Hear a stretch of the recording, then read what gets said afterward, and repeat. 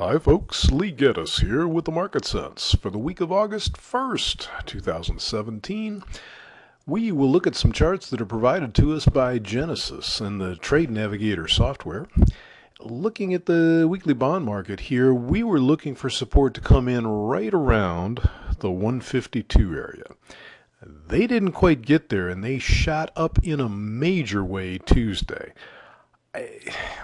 Looks like maybe they're just not going to get there, and they could be that strong. And if that's the case, the 154.16 area, it's really like 154.12 to 20, but right in this area where resistance should be coming in. Boy, if they're so strong that they can't even reach that support, then maybe they're going to blow up out of here. Of course, it's also possible that they'll hold that resistance and they just haven't traded down to support. So it makes this week a little confusing. And just in case that's not confusing, this is employment week. We get employment reports every day, Wednesday, Thursday, Friday, and of course Friday's the monthly employment report, the biggie. So whatever they do could be undone in about a half hour once that report hits Friday morning. Boy, really difficult week to get involved here. I was trying to buy them this morning and Tuesday morning and just didn't get a shot at them. So, I feel bad. I feel like I just missed this. 52.09 is the low. That's not close enough to 52 to say it's okay with me, but it might be. I can see the way they reacted, and maybe that's all we're going to get. Stocks sort of have the opposite deal going with bonds in that they're not really doing a whole lot of anything. They haven't reacted to much of anything.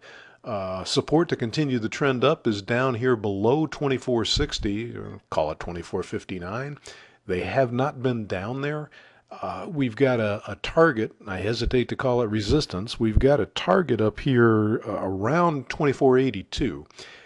Anytime you have what would technically be called resistance and it's in all-time high territory, that's not really resistance in my book.